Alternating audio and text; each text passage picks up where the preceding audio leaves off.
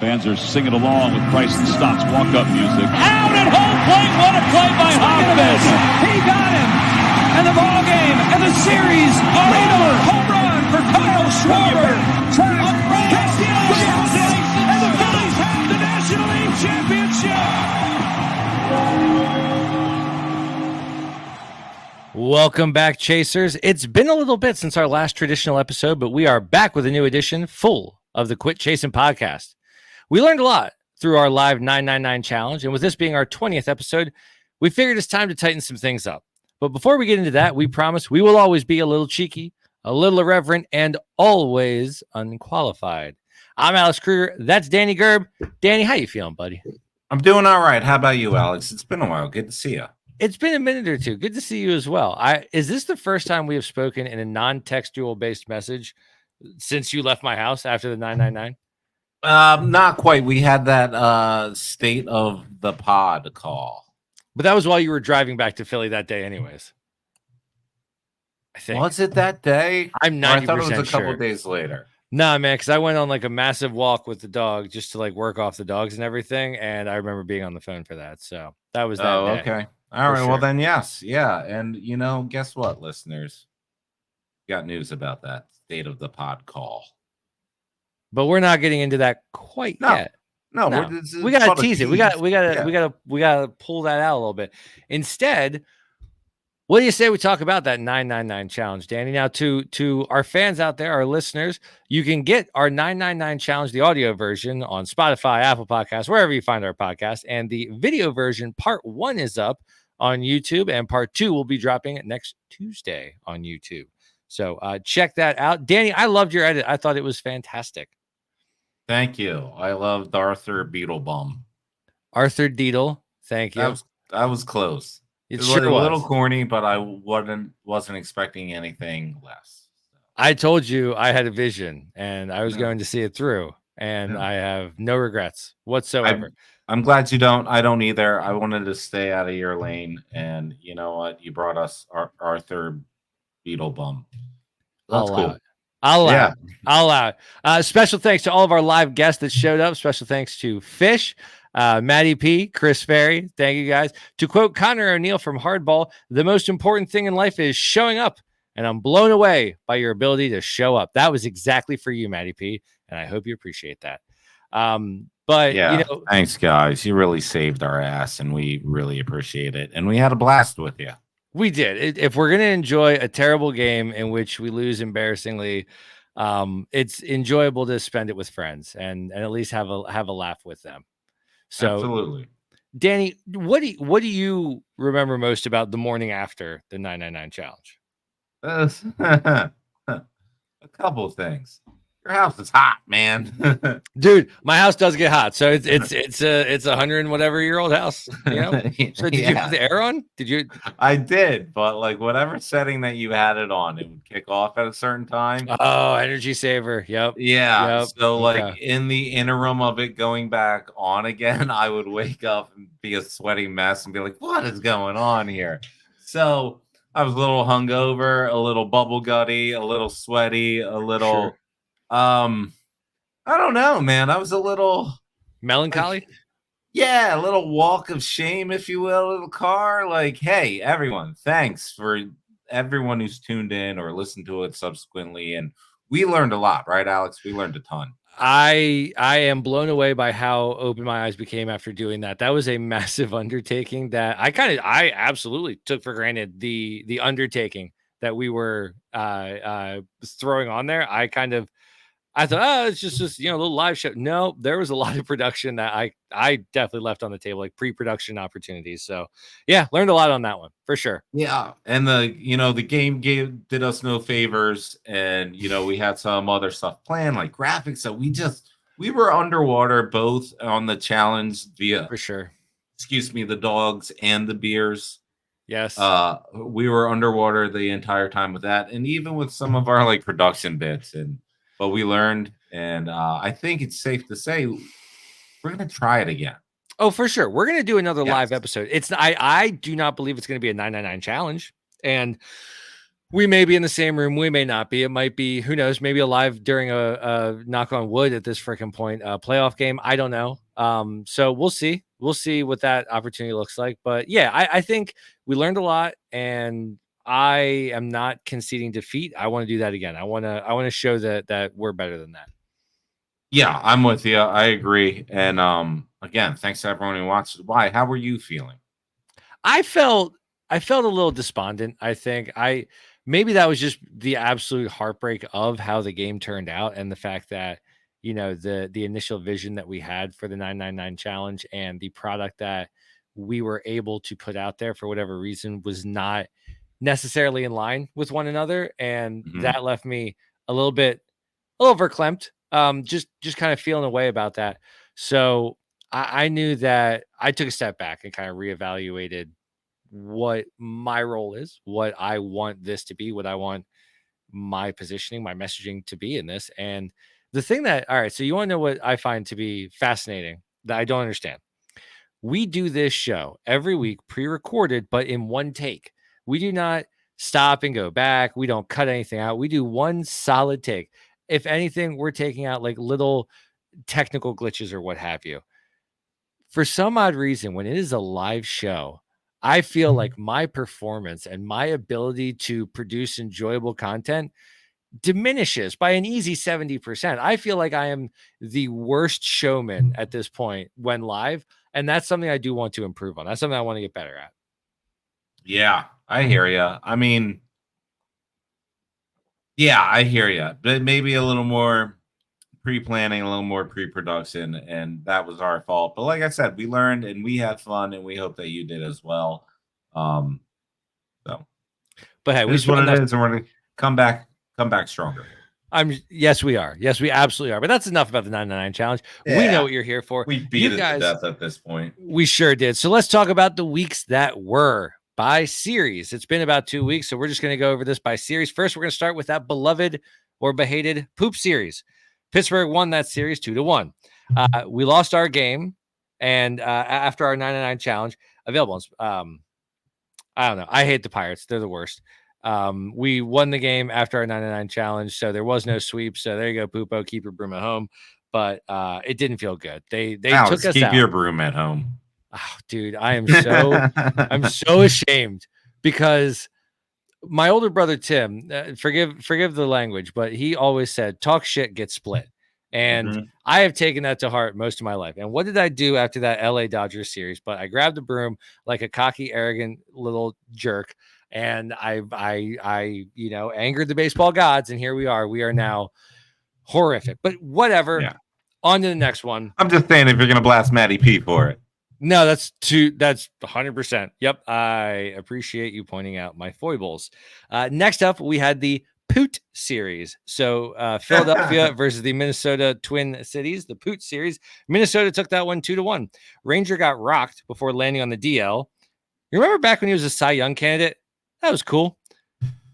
Gregory Soto, who at that point, at the time that I started writing this agenda, was still somehow on the team, got the win in game 2 and the loss in game 3. I did not understand what we were doing in this lifestyle. That was awful, forgettable, horrible series. Next up, we had the Coop series, Cleveland, Philadelphia. Cleveland won it 2-1.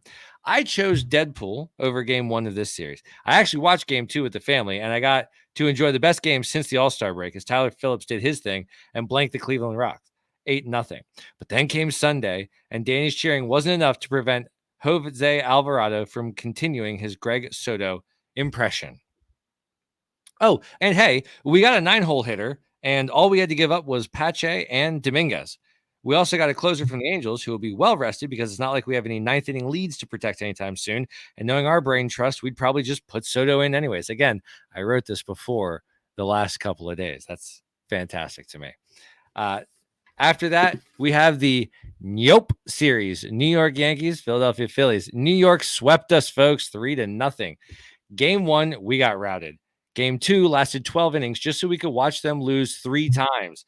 And game 3 was a 12:30 business person special, which meant we all went into it expecting the sweep. Did the Phillies get the win? Nope. After the game, one shellacking and drubbing. We stayed competitive the next 2 games, only to rip the fans' hearts out every 7th inning on. Make note that for the first time since we acquired Greg Soto, we took a game to the 12th inning on the day we got rid of his sorry arse. Anything you would like to say about the New York Yankees series, Danny? Yeah, I do. Like, so you get pounded in the mouth in game 1. Real bad. Fine, it's going to happen. Wheeler coughs it up. And again, that's going to happen, right? It's pitching, it's baseball, it's going to happen. But like, dude, Wheeler, man, you're the Cy Young candidate. You're a stopper. You're our guy. It's going to happen. Why it can't happen that game. Right? But it did, so whatever. Game 2. Right. We lost that game 4 times. I swear to God, we lost that game 4 times. And I texted you in the 9th inning. And I said to you, oh, great. They tied it up. That just means they're going to wait longer to lose this game. They're going to make me invest longer to see them lose this game. I called that shot. And then they took it 12 innings anyways. And they just kept answering until they couldn't anymore. I forget the guy's last name, but you know who I'm talking about. Nick Pepitone or whatever, the guy who the Twitter baseball calls, the guy that gets all the Bills. I don't mind him. I like him. Yeah, I like him too. He put out a tweet somewhere in the 11th of that game, which was it just said, the Yankees wanted to give this win to the Phillies so many times. Dude, so many times. No, thank you. You can have it. Like that is what happened, and it was frustrating. But what I find more frustrating is, have you ever seen this? I don't know, I don't watch every team. I don't watch every game. I haven't watched every game of baseball. But have you, Alex, ever seen a home team treat their final game of the season as a getaway game?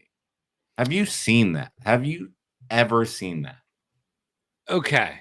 I feel like Danny, we are doing a disservice to say that we haven't seen Topper do this before. I know Topper has had these kinds of lineups before. These 12:30 business person special bullshit. Give it away. Sorry, guys. Give it away at home games where and it's usually a Chris Sanchez game too. It's usually a Chris Sanchez game. We're like, can you give him a viable lineup? Do you have to give everyone the day off at the same exact time? Do we have to do that aspect? It's so. When we were all dumb, fat, and happy during the win streaks and during the phenomenal first start of the season, which was great, and we wanted to believe that was what we were. We wanted to believe that this was going to be one of those destiny dynastic years, one of those like crazy record years. And at the same time, we also knew that a crash landing to earth was coming. It really hurts watching it in real time. It does. We knew a crash landing was coming. It hurts to watch it happen. Yeah. So I hear you. Everyone's amped up, right? Everyone's freaking out. The Phillies on a skid, and they're on a skid. They're in a major funk, and it's bad. We're freaking out, and I think there's cause for concern, and we'll get to them, right? I think so. Yeah, there is cause for concern, but at the same time, it is a long season. This is baseball. This stuff does happen. The problem with this stuff happening, it is for guys like you and I, it exposed the stuff that we were always afraid of. It exposed the stuff that we were always yelling about. So that's where some of our doom and gloom come in. Not that the Phillies are cooked, not that this is done. It's more of a crap. Man, that same stuff is still there.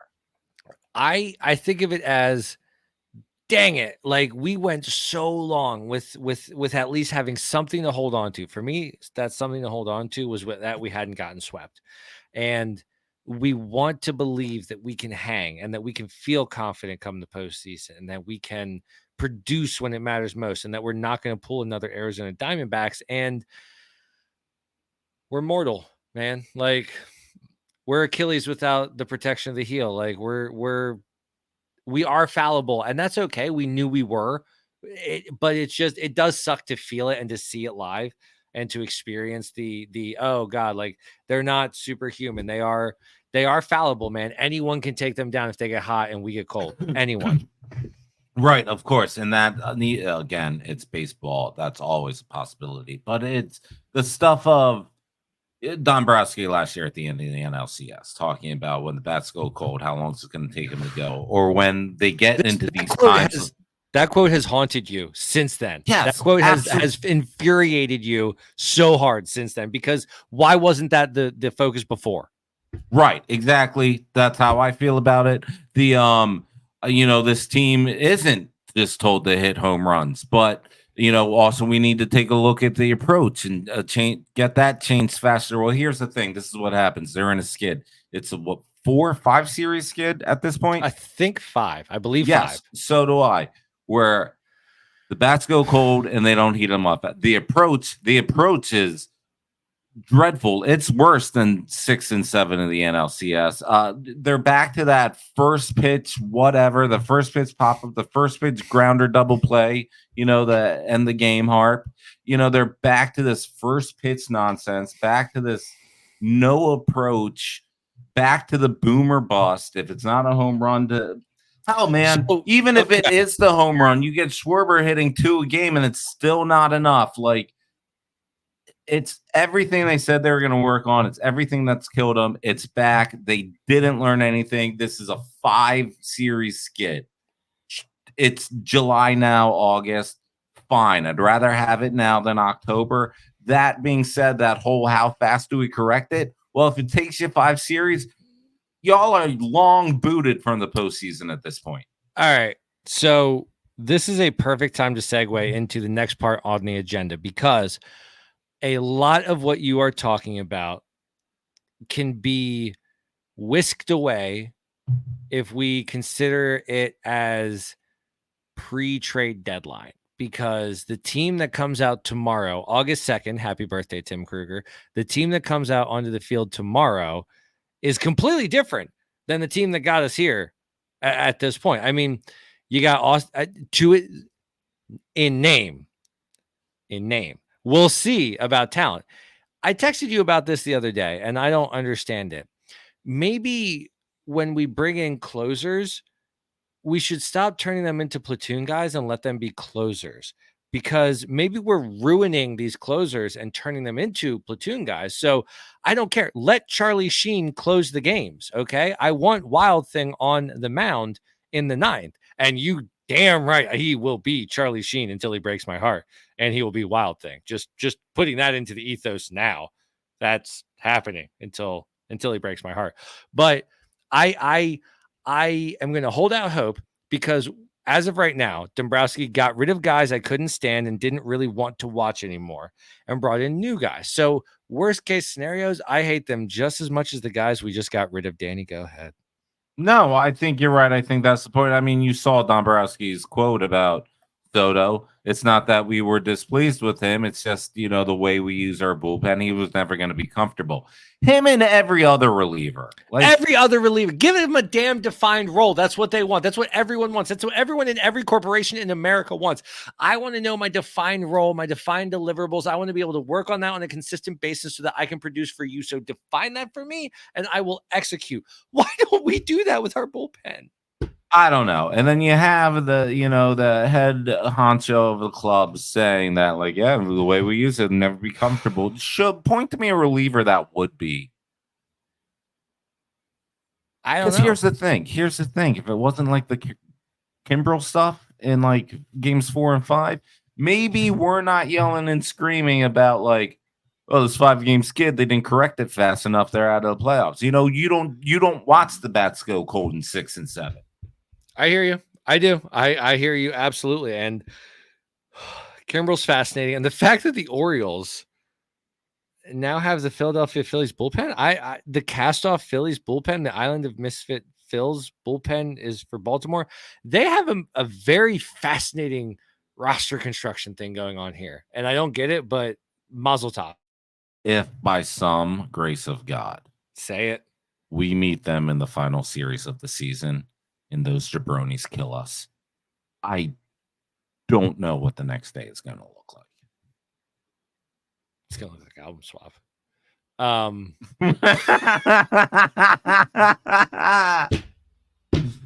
Yes, it is. Not even discuss it. Reputation's pretty awesome, right? I'll tell you what, it might be one of the first selections. But anywho, I think if Craig Kimbrell denies us the World Series championship, then okay. Then we're just the new Buffalo Bills. We're gonna get to Mecca, but we're never gonna be able to get in. We're done. Like I don't know. I wasn't great in religion class, but like we're Moses. Like we can find the promised land. We're not able to enter. That's not in the cards for us. A world where Soto and Kimbrell shut us down, man. Sir Anthony. And Sir Anthony. I mean, think of the devastation of that 7, 8, 9. Exactly. Think of if they somehow turn Sir Anthony into 7, Soto into 8, Kimbrell into 9, and it just worked. I would hate myself so much. And I would question our entire managerial and coaching staff, which I already low-key am. Oh, at that point, I absolutely would, because then you'd be like, hey, maybe the defined role is something, huh? Who knows? Let's find out. We have an entire half a season to go. Ooh. Danny, that's what I got for. Oh, I mean, do we want to talk about Austin Hayes? So we got rid of Christian Pache, and I'm cool with getting rid of Pache for Hayes because now the platoon option in center field is Brandon Marsh and Johan Rojas. That is the correct level of platooning in center field. It looks like Marshy's the primary and Johan is the secondary. And then you have a poor Hunter Pence in left, and then you got Castian right. And everybody's happy. Everyone's fat, dumb, and happy. And I don't know. He's got great warning track power. He's one of those guys that is like Matty Stairs. He's going to just crank it for the yard every time and see what happens. He'll have a 3-for-4 game just as easily as he'll have an 0-for-6 game. Who knows? Let's Hunter Pence light, man. Sure. Yeah. I mean, I think there's something to be said about trading out your 9-hole hitters when you're still lacking a true 4. You're still. I texted you the other day. Who's the pure hitter on this team? You know. I mean, well, who is it or who is it supposed to be? Who is it? Right now, it's Alec Boehm. But if that's your pure hitter, you're in for a world. Alec Boehm with his 1 homer and 5 RBIs for the month of July. Awesome. You know what? It's really hard to get RSBI when you don't get dudes on base.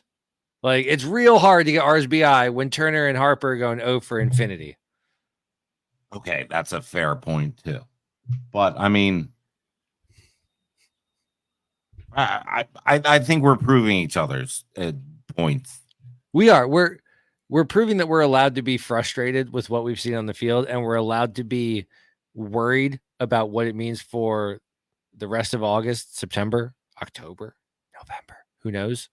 And we're going to get into a whole lot of that later. But Danny, I think right now might be a decent time to go to break. What do you think? I think I was vastly unprepared, but yeah, let's do it. The Quit Chasin Podcast is a proud part of the Old City Sports Network. Hop on over to the Old City Sports Network and check out some of our favorite shows. Flyers Alley, 2nd and 15, Check the Net, and stay tuned because Pub and Grub is going to be bringing some fantastic content your way. And if live entertainment is what you're after, we're here to make that a little easier for you. With our sponsor SeatGeek, you can get $20 off on your first order when you use the promo code Old City Sports Network. Don't forget the E at the end of old. No matter who you are or when it is, it never hurts to look your best. If you have a beard in need of some love, make sure to check out Warlord Beard Essentials. And while you're there, use promo code OLDSPORTS in all caps and get 15% off, and then free shipping on all orders over $65. Lastly, Danny, I highly recommend you check out Righteous Felon Jerky Cartel. Hop on over to the Righteous Felon Jerky Cartel website and use promo code OCSN, all lowercase, and get 15% off of your order, plus free shipping on orders over $50. It's going to be a long season. Treat yourself and get a big old bundle of meat to snack on. You're worth it. That was fantastic. I am super happy that timing worked out perfectly. It always does. It really does. It really does. Folks, normally at this point, after we come back from our break, we go into one of our customary bits, and we typically tend to start off with media staples. But tonight, Danny and I had 2 weeks to kind of ruminate and think about and consider what we were doing with this pod and the direction we were going in. It's episode 20. It was time for us to kind of have that mea culpa moment. Danny, is that how you say it? Mea culpa, but sure. All right. And we kind of wanted to put out our, I don't know, I guess a mission statement, or I think it really depends on what side of the Mississippi you're on. You know what? That is a joke of ours that has pertained, and I appreciate that. Nice callback, man. That was great. That's what I'm here for. That was fantastic. So, all right, man. Let's talk a little bit to our fans about why we started this pod, why we got into this. So, for me, I have listened to a lot of different Phillies pods, and I've listened to a lot of different podcasters, radio personalities that do pods and things like that. But I never felt that there was a true voice of the fan out there. So a lot of these professionals and a lot of these individuals with credentials and things like that, they have a level of access and they have a level of responsibility that comes with that access. With great, with great powers comes great responsibility, etc. So they do have a maybe unspoken obligation to speak about things in a way that is critical but not adversarial. So you have to think that everything you're getting is shaded in I don't want to cross the wrong line because then I will lose my access to these individuals. I don't want that. I just want to listen to folks that are going to react to things the same way I do. I want people that are just like, I just want to have a passionate conversation about why the product on the field that I'm seeing is not living up to my standards, or even when it is, talking about why it's still not enough for me because I am a Philadelphia fan and that is part of the game. So, Danny, what drove you when I first said to you, like, hey man, like, do you want to do a Phillies podcast? What made you think like, yeah, all right, I can mess with that? Yeah, if you recall correctly, I said, I don't know, dude. Let me think about it. I got back to you a week or so later and said, just here's some behind the scenes stories. I think the listeners might enjoy this. I think so. Alex asked me, and I said, dude, I don't know. About a week later, something was going on. I said, you know what, dude? Let's record one. And if we don't sound like complete jabronis, or listen back, and if we don't sound like complete jabronis, I'll think about it, right? So we recorded one, and it was not good. It was bad. But it wasn't awful either. I was like, all right, there's some potential there. So you know what? I came with this microphone, and you were like, oh, shit, he came to play. Yeah. That helped a lot. It really did. So then we recorded another one. I tightened it up a little bit. It wasn't good, but it wasn't awful either. And we buried it, or at least we thought we buried it. But it's out there. It's the pilot. I've seen it somewhere. I've seen it around. We've got it. We definitely have it on a hard drive, and at some point when we are having fun in a very lighthearted mood, I think we're gonna celebrate it too. When we get our 1,000th follower on Facebook, I will drop that on the YouTube. Yes. When we get our 1,000th follower on Facebook, I will drop it on YouTube. That is my promise to the people. So make it happen, Captain, and I'm there. I like that. I think they would have some fun with it. So, like, we were doing something previously. I forget what we were doing it for, but we went back and listened to the catalog and impressed by some, cringed at others of it, right? I think, right, you did say you didn't listen to the pilot. You started at episode 2? I believe I started at 2 because I just went from Spotify to increase our listens. Did you start at the pilot? No, I didn't. I also started at 2. So like pilot, I've been thinking about grabbing reels from the pilot. I think I'm going to grab some reels from the pilot just to like increase the lore of the pilot. Goodness, that could. I mean, that's not a bad idea, is it? That's not a bad idea. But I've been saving that re-listen for like a very special day. But okay. But one of the reasons though, so that all happened, and I was kind of thinking about it, and like one of the things for me was after that NLC loss, and everyone knows who listens to us knows that I'm still reeling from it and still scarred from it, still have PTSD or PHTSD, whatever. I was trying to make it a Philly thing. It didn't work. No, I liked it. Oh, thank you. I appreciate that. You're welcome. And the radio waves, the podcast waves, like they didn't mourn the way I wanted to. They didn't address it the way I wanted to. They didn't do it in the time that I wanted to. It was like, okay, now it's the day after, like the basketball cold that happens is baseball, move on. I was like, whoa, hold on. Like there's some serious failures here. Can you define for the fans what you wanted them to acknowledge? Because I agree with you, and I've always agreed with you, but I think it's important for the fans to understand what it is about the way last season ended that you wanted to hear from the pundits that you weren't hearing. I wanted to hear that. All right, the Dombrowski thing that I bring up all the time, addressing the approach. Like, cool. Why did he bring that up at the last game of at the end of the last game of the season when it's something that we've seen? Like, we aren't baseball operations people. No. No. My education comes from MLB The Show. No, we're not. But we scream about the things that end up killing them way before they ever say anything about it. And I wanted answers for that. I wanted, all sorts of like, why did you think that was okay? Why did you think sending a pitcher out there in the 9-hole, which that's the rip on Johan, right? Right. But essentially that was the production you're getting from him in the time of the DH in the NL is a championship winning lineup. Why do rookies look Cy Young against guys named Turner, Harper? No, hold on. I'm going to Castellanos? challenge that. That has something to do with the 215, and I'm calling out the 215 because that same exact crap happened during the 08 to 2011 era.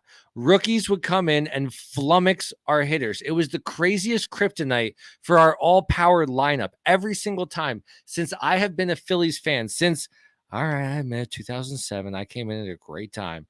But ever since then, like rookie pitchers have always just trounced the Philadelphia Phillies, regardless of what era, what players, what manager. So I agree with you, but I think that is more of a historical franchise issue than this lineup issue.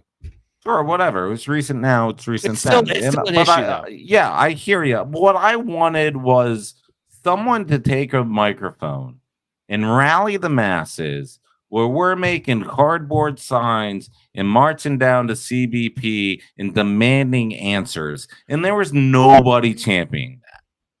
Do you know why? Well, why? Because it was the middle of football season. And the Eagles were like 10-1. Perhaps. Something stupid like that. All right, cool. Even the baseball guys on the baseball shows weren't doing that. They were doing it's baseball. I mean, you're cold at the wrong time. It's baseball. Blah, blah, blah, blah. I think a lot of that does come back to the maybe they don't want to give up access, so they don't want to be as critical as they need to be because it's so weird. Like you got Spike Eskin being critical because you always have that wild card that's allowed to be inflammatory and stupid so that you can say, oh, we got someone that is holding him accountable, but no, because he's just a puppet. He's just an idiot. He's just like that not Doug Gottlieb, but who's the other one? Jim Rome. He's just like Jim Rome. Like you listen to Jim Rome and you're like, oh God, he's one of these guys. Like, okay, he has a couple of funny quips, but other than that, it's all tired bits and toxic masculinity. Like, okay, dude, can you just a little bit. The difference between a Eskin type and a Jim Rome type is Jim Rome will, in his weirdo delivery, be like, oh, the Philadelphia Phillies and the whatever are really pounding into whatever. He will acknowledge when a team is steamrolling. Absolutely, yes. Yes, I agree. I concur. He's super professional. I mean, he's not Spike Eskin, but all right. So thank God no one else is. Amen. So we've talked a little bit about what we want to be and what we decide to be. So let's talk a little bit about what we try to become. Like, I think it's time for us to own up a little bit. I was talking to my mom tonight about like, hey, last couple of episodes, have we been like interesting, enjoyable? Like, what have you thought? She's like, and she gave me a very, very accurate assessment, which was the last couple of weeks, you listen to the episode, but you feel like you don't get anything is essentially the subtext I was getting. Like, it felt like to me, it felt like filler, and it felt like it wasn't good. And I don't want to do that. I don't want to bring out a crap subject and a crap quality just for the sake of putting something out there. So I don't know about you, but I tried to become more than I initially thought I could be. I don't know. Like, it's not, I didn't try to achieve fame or anything like that, but I tried to be on a level of some of those other professional podcasts. And like, I forgot for a little bit that I'm just a dude living in Steelton, Pennsylvania, talking about the Phillies with his buddy on the air. And I forgot that I want to be the voice of the fan, and I want to be someone that doesn't have access, and that's really important and really crucial to me. And I felt bad that a part of me was trying to chase that prestige, that notoriety, that acknowledgement from our peers that we exist and that they see us. And I forgot to put on a show that I would enjoy to listen. So that's where I'm at with it, is that I'm done trying to be something I'm not, and I'm going to be real from now on. Like the Real World of 1997, I'm going to stop being fake and start being real. Like Arthur Beetlebum. Arthur Deedle, but Rob Loblaw. Who is this Rob Loblaw? What? No, well said, Alex. And yeah, so here's the thing. To the OG listeners, thank you. The new listeners, hey man, bear with us. We'll do better next week, I promise. That's our tagline. That's what we say in every show. I love that, Danny. Yes, but you know, we are still trying to find our voice. We have ideas. We want to be fun. We want to have fun. We want to bring the talk shop of the Phils from the eyes of the fandom, and we want to be your buddies. We want to be your buddies talking Phils with you. You want numbers? There's 900 sites on the internet for you to find numbers. We're going to point ones out if there's a good one. We've said that the whole time, but we want to be your fun buddies that you can talk Phils with. And I'm with Alex. I might have felt the same way that he did, and we may have gotten away from that. And listen, we're still trying to find it, and we're going to find it. And we, again, thank the OG listeners and the new ones. Welcome aboard, man. Come have fun with us. Come have some fun with us, because somewhere along the way, we forgot that, in a sense, our job is to remind you, you're allowed to be a little pissed off at this team. Yeah, man, they might have the first or second or third best record in baseball. That doesn't mean they don't do things that infuriate you, that make you want to just put your fist through a wall. We get it, man. We're so there with you. Yeah. So come commiserate with us. If we go 9-1, come be a little pissed off that we lost that one game with us. That's what we want to be for you. We want to be that outlet that says, you know what, dude, you want to harp on the fact that our 7th inning reliever is a big old bag of snot. We're right there with you. We are going to rag on that. Not that we are trying to rag, but like, we want to accept the faults and all along with you, and show you that it's okay to not trust this team. It's okay for the record that we have to not trust that this team is going to be able to do it when it matters the most, because the last 2 seasons we've come so close, but we haven't done it.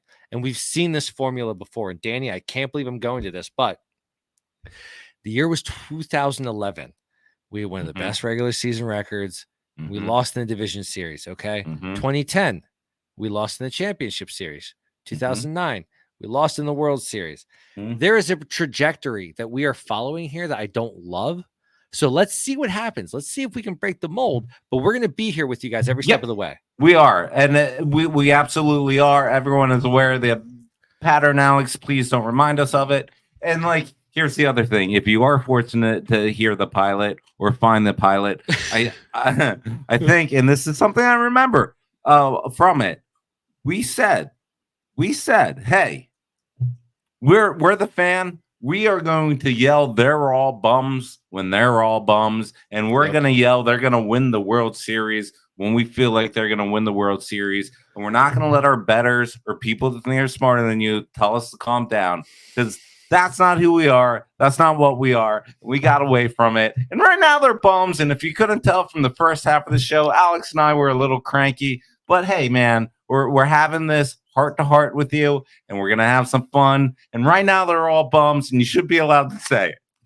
They are all bums. When you get past the, I don't know, fourth batter in the lineup, you're like, oh, great. All of this sucks. Every time it's like, oh, now Garrett Stubbs at the plate. Like, oh, great. That's an out. Johan Rojas. Fantastic. Austin Hayes. Better hope that it's the smallest park we're in Colorado. So it's just, I don't know. Who cares? Let's get through the rest of the month. Let's get through the rest of the season.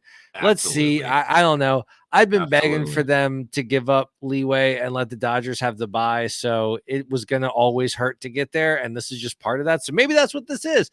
Maybe it is what it is. Maybe this is them shrinking into the second place, which is what I want anyways. And I just have to suck it up and take it. But I think we are in agreement this team needs to play. So let's see what happens. Still a long half of the season. And we're going to have some fun for you. We are. Danny. Yes. I'm feeling kind of amped up. How about you? Yeah, so am I. Let's get into it, and then we'll reveal the tragic news.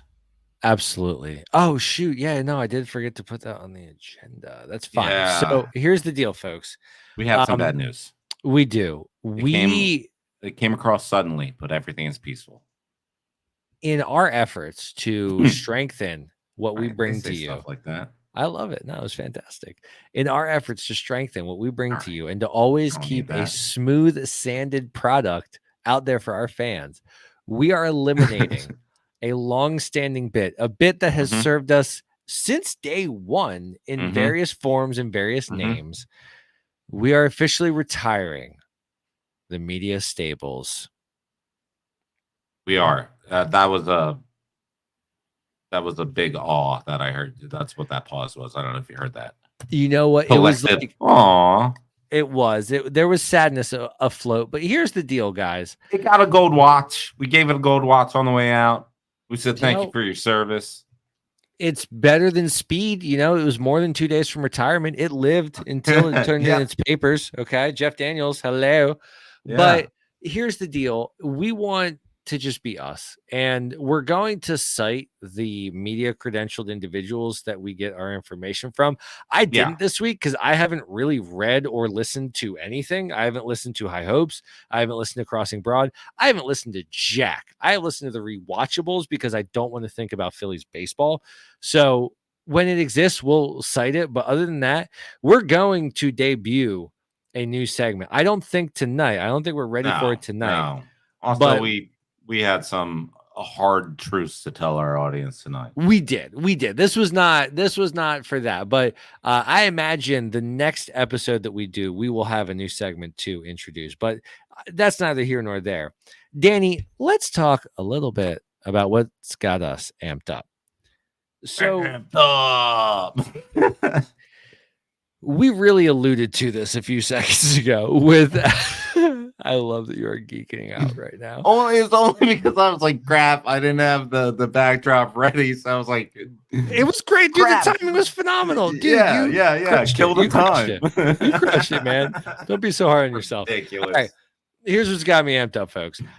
We kind of alluded to this a little bit, but I remember heading down to Philadelphia for Game 7 of the Diamondbacks Phillies series in the fall last year. And again, like, dude, I'm from the Harrisburg area. Like, it's a hike to go down for that game. And I remember listening to WIP, Jack Fritz and the gang, and everyone was saying, like, no, we're obviously going to win this series. There's no way that we're not going to win this series. Everyone everywhere said it was going to. So here's what's got me amped up. Let's stop the crap. Let's cut the bravado. Let's stop pretending like we have this dynastic, destiny-based team. We have some dudes that can do it, and they can fold. We don't know what's going to happen. So let's stop tempting the baseball gods by saying it's in the bag. Let's respect a little bit the opponents that are in front of us, because we did not respect the Arizona Diamondbacks, and they showed us why that was a foolish decision. So let's stop being cocky. Let's stop being stupid. And let's start being respectful to the team on the other edge of the diamond, because we still have to beat them. No matter what cockiness and what bravado you have, we still have to beat the other team across from us. So that's what's got me amped up. All of this false bravado and telling me, oh, it's okay that they're slumping. They're still the second best team in the MLB. They'll be fine come postseason. I don't care. I'm done caring. I need to see them win a World Series before I believe that they will. So, okay, win some games, go on a hot streak, do it when it matters. Bring me a ring.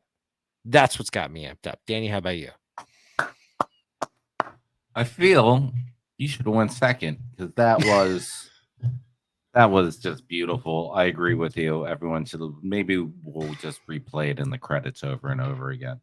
I don't even know what I said. I blacked out there, dude. I was on a different plane of existence. I have no clue what I just said. It was great. You were waxing poetically about everyone.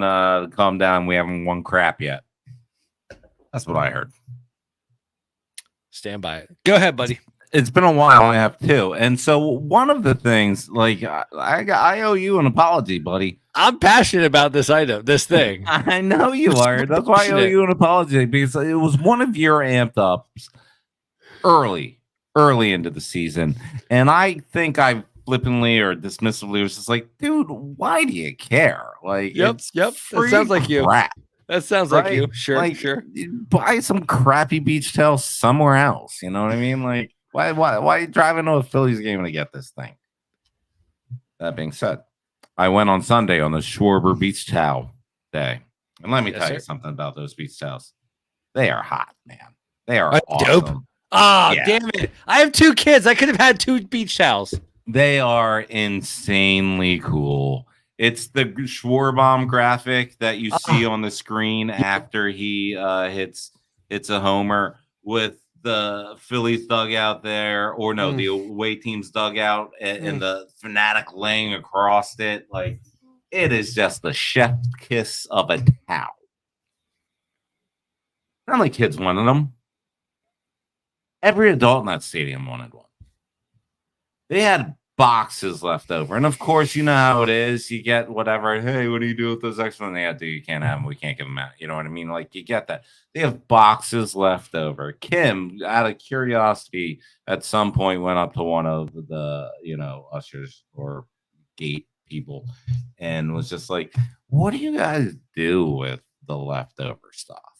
And the answer she got was, you know what? We don't know. Last weekend was like the Cars giveaway. Yep. Oh my God, that was an amazing giveaway. He was like, we had so many leftovers. None of the kids wanted them.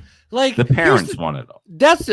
Why are the Phillies so unbelievably stupid in promoting themselves to the general public, guys? And I know that the folks over in Crossing Brown have brought this up, but like, I think it's time to revisit like that. I think it's time to revisit this conversation, make it available to everyone. Guys, you're going to get enough sponsorship dollars. I work in a sponsorship based world. Like, you're going to be fine.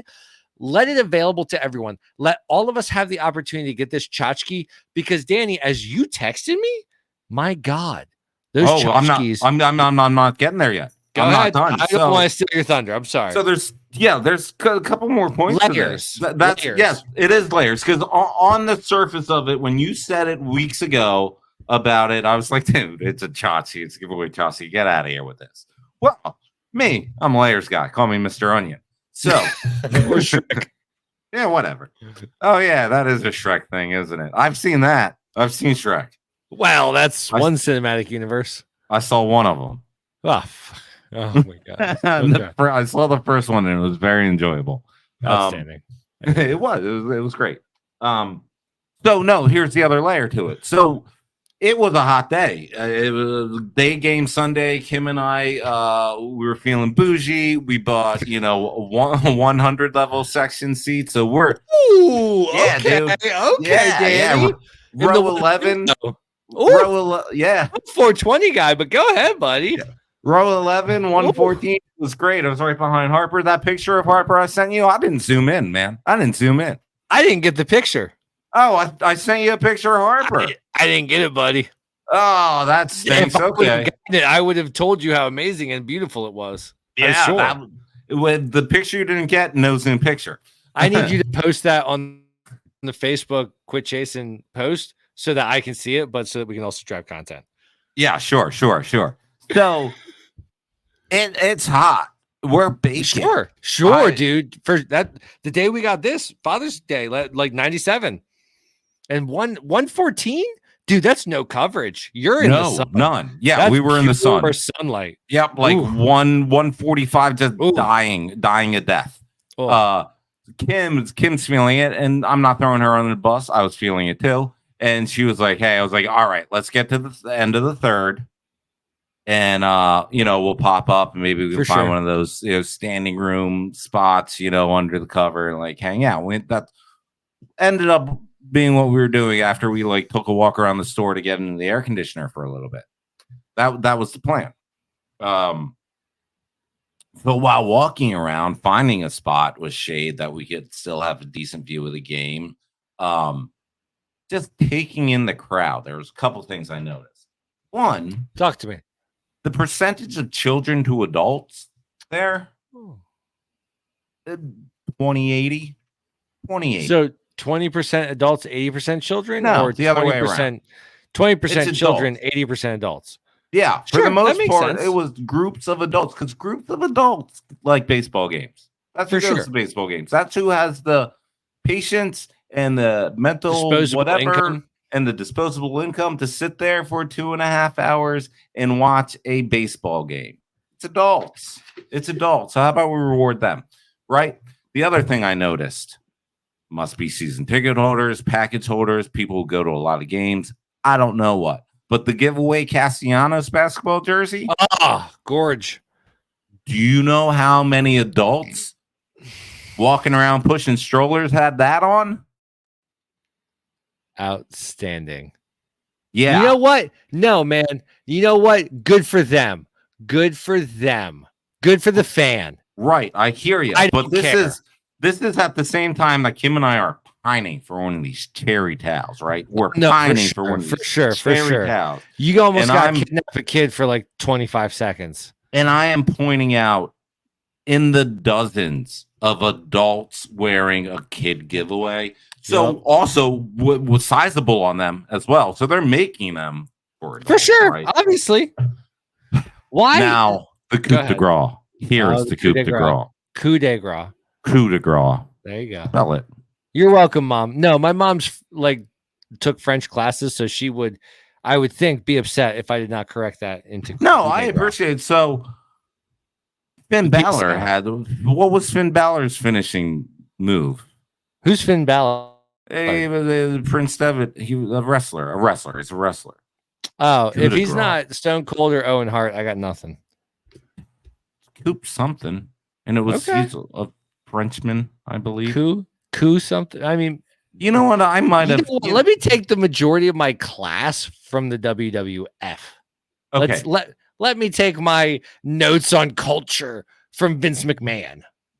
Fair point. I concede. Fair point. Conceded. I've conceded to that. All right, that makes me happy. Fair, man. That's fair, beyond fair. So, what were we even talking about? An hour later. An hour later, this towel is on eBay for $75. We got there. That is infuriating, Danny. I could have had 2 of them. And you know what the funny thing is? I could have made $150 or I could have kept 2 towels. And you know what I would have done, Danny? Because I'm a real Philadelphia Phillies fan. Danny, I keep the towels. Yeah, enjoy them because it's a sweet and my daughters adore them. And my daughters take them everywhere, to the pool, to the beach, to the shower. I don't care. Those become the most iconic towels in this household. I know that about my family.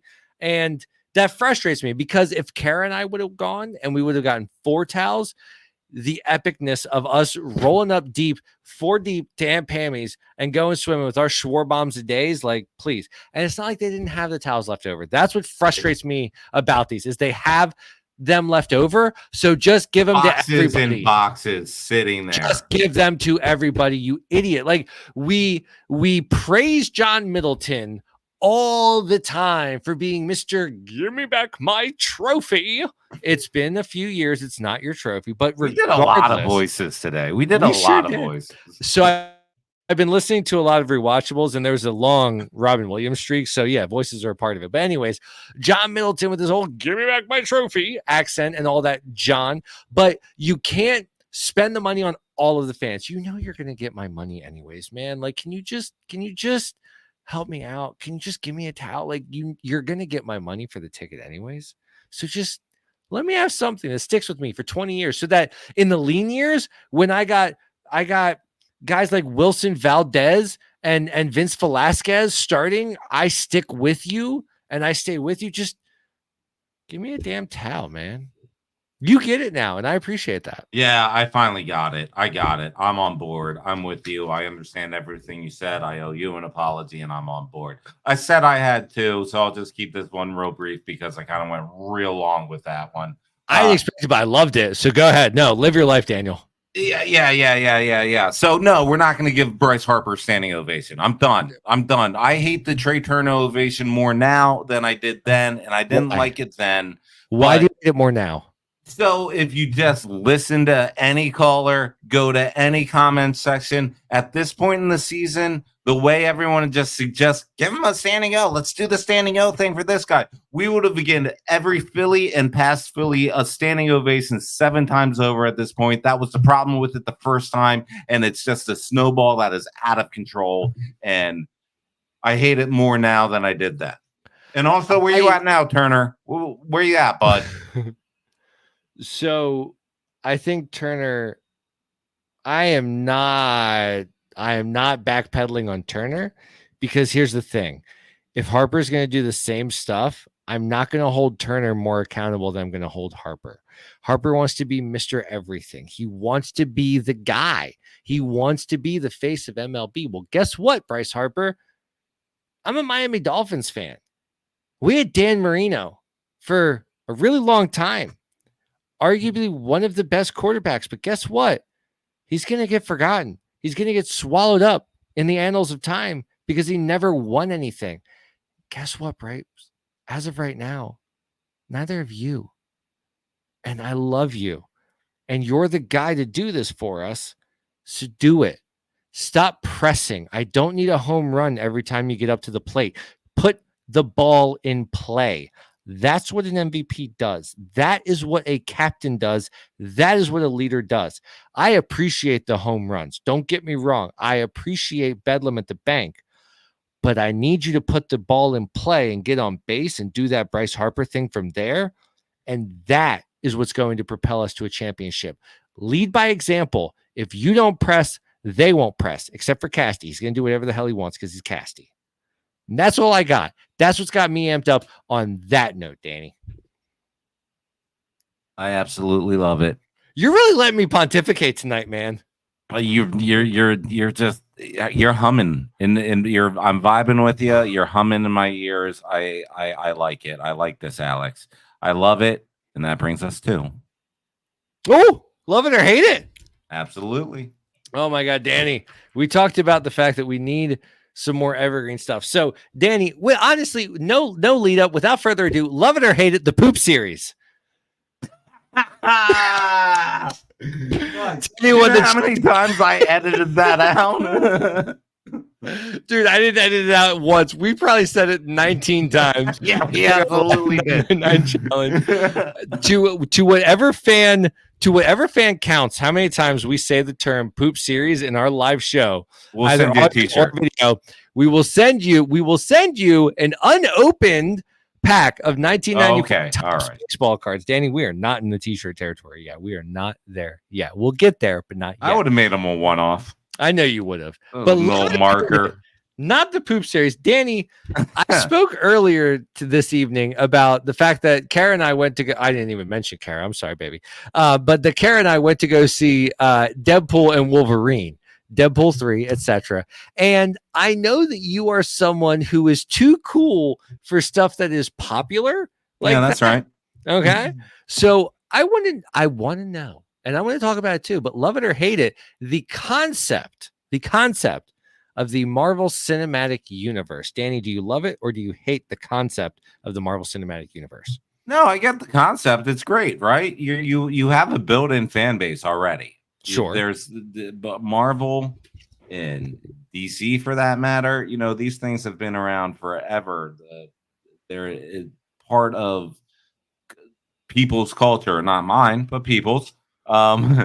So yeah, celebrate it. It's a work that I'm sure these spectacular things, these wonderful illustrated images that are going on the page with today's, movie making look spectacular, and give that to the people, right? The fans Sure. of that. I get it. Is it a complete cash grab? Oh yeah, absolutely. But hey, man, it's entertainment, right? The world is commerce, man. The world is commerce, one way or another. Yeah, I'm not gonna steal anyone's joy for the Marvel series.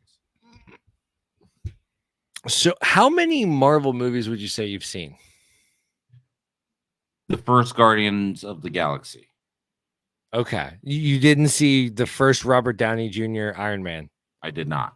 Really? That is correct. Wow. Have you seen any of the Tom Holland Spider-Man? Which ones would that? Well, I haven't seen a Spider-Man, so no, I don't even know why I'm asking. You haven't even seen Tobey Maguire, like the original OG early 2000s Spider-Man with Willem Dafoe? Not. No kidding. Any of the X-Men with Hugh Jackman? I have not.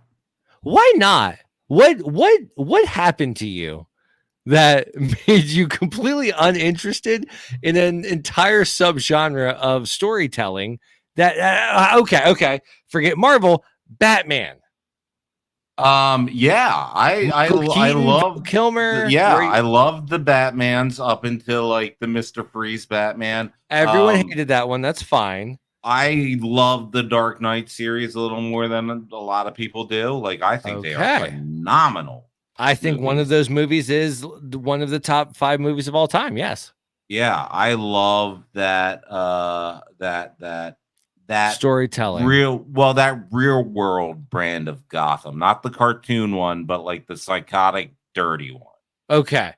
In that case, do you have Disney Plus? I do not. Of course. Why would you? You don't have kids. I get that 100%. I'm going to give you don't let Disney know, because all 36 of our listeners, right. Don't you dare. But I'm going to give you my password. I want you to watch Daredevil, because if that's what you like, if Batman, the nitty-gritty street level Batman is what you like, yes, you need to see the Daredevil that was on Netflix, because that is 100% going to be Ben up your alley. One. Absolutely not. I would never recommend the Ben Affleck Daredevil to anyone, not even my biggest enemy. I would not recommend that movie to. But I love the Marvel Cinematic Universe. Ben Affleck? Exactly. Do you know that? Not at all. That's Mango from SNL. Oh my God, Chris Kattan? Yeah. Outstanding. If it's not A Night at the Roxbury, I am out. But all right, the Marvel Cinematic Universe, what I like about it is because comic books are constantly reshuffling and reshaping the storyline and the narrative, they have the ability to reset whenever the hell they want, so they can keep going in perpetuity. I think when you make something this big, you're going to have some missteps, but on the whole, it's a fun playground to step around in. I'm also watching the Lord of the Rings thing on Amazon Prime. I'm watching the Harry Potter stuff. I'll watch the series when that comes out. Like, I like these IP worlds that I get to kind of play around with magic and fantasy. George R.R. Martin, everything about Game of Thrones. Like, I love having a fantasy world that I can just kind of slop into and enjoy and escape into. And I feel like you don't. And that fascinates me. Like, why do you not enjoy, I don't know, correct me, whatever the hell I'm saying, that's wrong. But like, you don't seem to be the type of person that wants to get lost in a fantasy or sci-fi world. I grew up in a Trekkie household, so that's always been a type of thing that we do. How come that does, like, what doesn't entice you about that? Couldn't tell you, man. I don't know. That's not 100% true. I am a big, huge Twilight guy. And that is what is the most perplexing. What is it about that world I that love speaks to Twilight. you that something created by J.R. Tolkien or George R.R. Martin does not? How does Nancy Myers speak to you more Stephanie. than they do? Put some respect on her name. Is it Stephanie Myers? All right, Yeah. I forget which one's Nancy Myers. Okay. Of course you know that. You're that guy in Parks and Rec. You go ahead. I am that guy. You I are am that guy. Gruber in Parks and Rec. Yes. I am that guy. That's a great comp, man. That's a great comp. I am him. Yes. All right. Oh my God. What is that actor? Will Forte. You are Will Forte from Parks and Rec. Absolutely. Okay. Absolutely. I don't get how you can be so invested in that world, but not Harry Potter's. I don't get it. I like the werewolves. I hate you. Love it or hate it, Danny. I really Hate like it. the werewolves. I like them a lot, man. I went there. I went to Forks, What is Forks? the town in Twilight. I went there. You're a town in Twilight. And Fun. that, I had fun. That, folks, is in essence what we are turning ourselves back into. We are done trying to be faux journalists, anything like that. We are those dummies that you hear at the bar talking about the Phils and talking about life and talking about Marvel. And you're like, all right, these guys are kind of silly, but they're entertaining. Let's just keep listening. So tell your friends, we love you. We hope that you love us. That's all I got, man. Come follow us on Gmail, Quit Chasin Podcast at gmail.com, on Twitter, Instagram, YouTube, Facebook, all that good jazz at Quit Chasin Pod. Let us know your thoughts. If you're cool, we'll get you on the air. And that's all I got. Danny, what about you?